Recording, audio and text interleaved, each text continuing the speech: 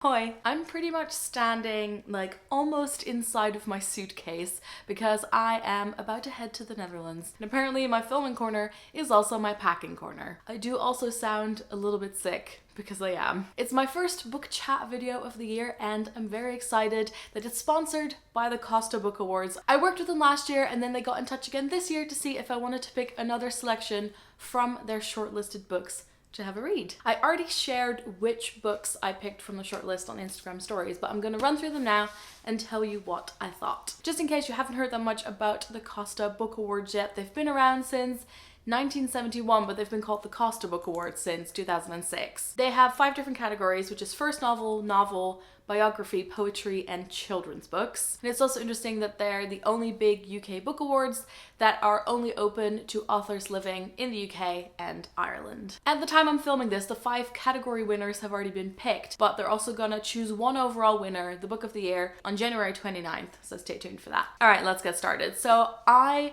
looked at the full shortlist and went through and picked basically what I would have picked up off the shelves in a bookshop if they had presented to me with like this full shelf of the shortlist. So I kind of looked at things that fit into genres that I already like, also maybe things that are a little bit out of my comfort zone, but that I was really interested in reading. You'll see that they have one thing in common, which is the thing that I really appreciate in books, and it's readability. They're all books that you don't dread going back to, you're looking forward to picking them up, you read them really quickly. They're books that you'd recommend to people whether they're like massive readers or casual readers. The first book I read was from the children's category and it's Bone Talk by Candy Gourlay. And I think personally I'd probably classify this as middle grade. I went into it not knowing if it was going to be YA or middle grade, but yeah, that's where I'd put it. This author has actually written a few other books before, but when you read her bio, it very much says that she grew up in the Philippines and she felt that there weren't a lot of books that kind of told her story and the history of the Philippines. So this is set, it says more than 100 years ago, and it's about a boy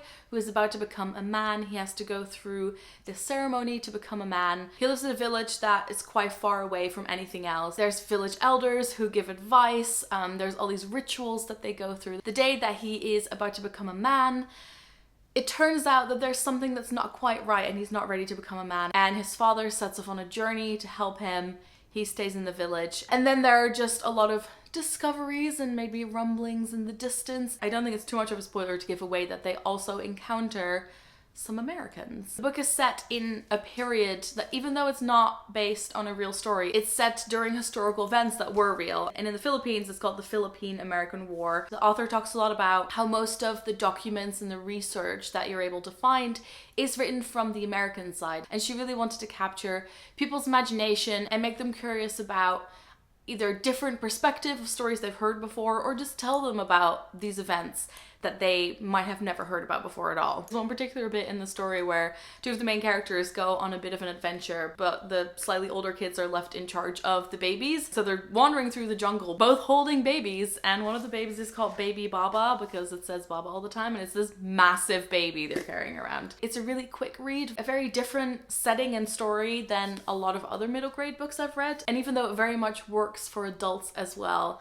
I'd love to see this in the hands of a young kid, see what their thoughts on it and how it can broaden their perspectives. When I put out a little poll asking people which one I should read first, this one was at the top of everyone's list. It's a book that maybe ordinarily I wouldn't have picked up, but it's had so much conversation around it that I was incredibly curious, and so it was a good opportunity to pick it up. It's Normal People by Sally Rooney. And I guess I had a very mixed experience with this book. So what this definitely did for me is that I carried it with me, and every time I was sitting down I thought, oh, I really want to pick it up and read it and keep reading, and I was really sort of devouring it. But at the same time, I can also acknowledge that this is not really my kind of book. It's set partly in the west of Ireland and then in Dublin, and it's about 2 teenagers, later students, who meet each other in secondary school. The girl is really shy and everyone thinks she's a bit weird. The guy's quiet. He's on, I think it's the football or the rugby team, and they start having a thing together, and then it's a lot about them being together, breaking up, being together, sometimes being apart because of miscommunication, and a lot of it is about the things that aren't said within relationships, then the things that are assumed and things that can drive you apart and bring you back together again. And also this made me think a lot about YA versus adult fiction. It has a lot more sex in it than, for example, YA has, but it does deal with a lot of similar topics, and I feel like it kind of sits in between those two genres, maybe, at least for me personally. So I guess I don't read that much about relationships or books that really deal with very close observations of people's habits and conversations and things like that. But it was a very interesting one to read, and I'm glad I did it because now I get to have lots of fun conversations with people about it. Now my next book is, I think, my favorite of the bunch, but I haven't actually finished reading it. I'm basically saving the second half of it for the 4-hour train that I'm taking tonight, and I will definitely be finishing it. The 7 Deaths of Evelyn Hardcastle. This book has a lot of twists and turns, so even if I knew the ending, I wouldn't be able to tell you about it anyway. I saw the author Stuart Turton at the Lush Showcase because I did a Lush book club event there, and the way he pitched it, I was really interested, but it's also, again, a little bit different from what I usually read. So it kind of has the setup of a murder mystery, but with a twist. And I absolutely love the twist, and I feel like that is what really makes it for me.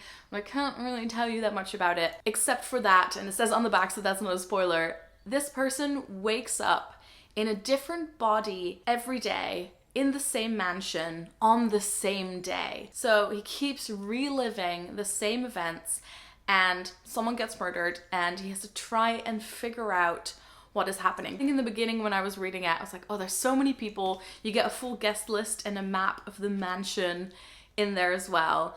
And you're like, how am I going to keep track of this? But I think the book really guides you through it very easily. So you can just read, and like, even though you have to pay attention, you'll get the hang of it very easily. So many of my friends have been reading this and loving it. I don't think I've talked to anyone yet that didn't like it. This would be such a good book to take on holiday, but it also really has that dark atmosphere, and there's a lot of shady rich people in a mansion together, and there's the staff downstairs. And actually, I should mention, these two are both the winners of their category. So this is best novel and this is best first novel. I'm gonna end on another favorite, I'll leave that for last, but I also read The Silence of the Girls. I actually listened to the audiobook for this one. The Silence of the Girls by Pat Barker is a retelling of the Iliad. And I am very into retellings of certain stories, and then there's other ones that don't massively appeal to me, but this I was very interested in. I've been teased with this cover for so long.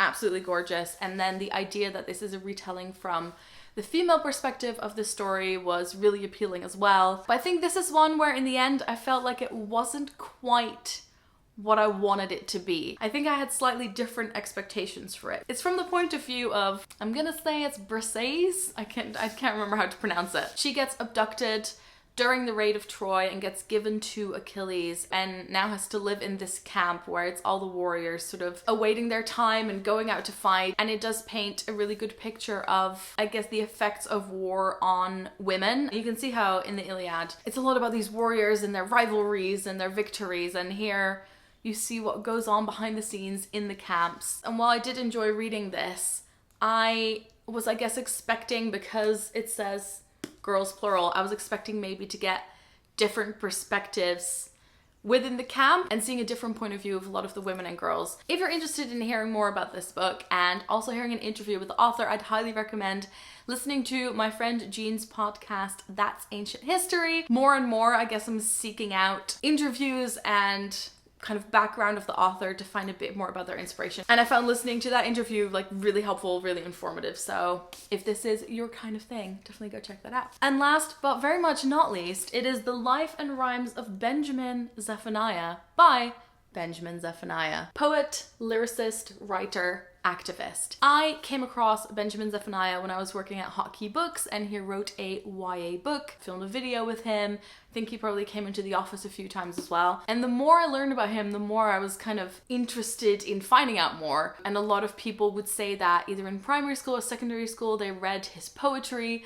And then same friend, Jean, showed me this video where he has a poem about a turkey and about how he wishes that turkeys would have a happy Thanksgiving for once. And when I saw this on the list, I knew this was my chance to read it. There's many things that I find incredibly interesting about Benjamin Zephaniah, but this, again, is incredibly readable. I think you could give this to anyone. It tells the story of how he grew up and all the things in his life that shaped him and kind of shapes the art that he makes. The dedication is dedicated to me, and why not? There was a time when I thought I wouldn't live to see 30. I doubled that and now I'm 60.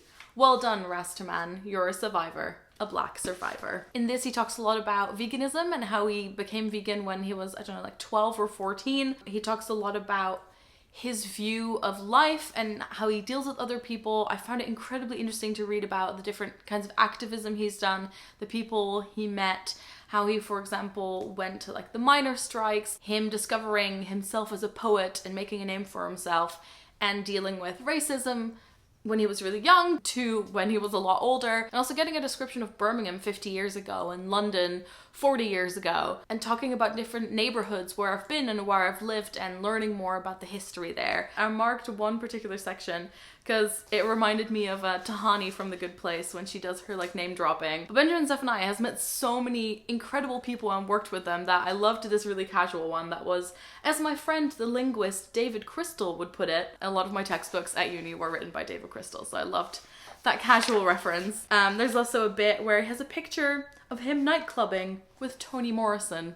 It's funny having now read this autobiography but actually not having read that much of his work, so I need to get on that ASAP. Alright, so those were the books that I read from the Costa Awards shortlist. I hope you enjoyed getting to hear a bit more about my picks and then my favorites from those picks. I'm gonna take Evelyn Hardcastle right now and put it in my backpack for the train. I'll put links to all of these in the description as usual. I'll put links to like the shortlist and the category winners and everything like that as well if you want to check it out. Massive thanks to the Costa Awards for working with me, just being great all around to work with. If you've read any of these books or if there's any other from the shortlist that you think I should pick up, do leave me a comment down below. Oh yeah, and if you want to see more of my reading updates and how I'm doing on the 100 books in 1 year, you can follow me on GoodReads, like goodreads.com/booksandquills. Again, I'll put the link to that in the description. And I think that's everything. Thank you so much for watching. Doei!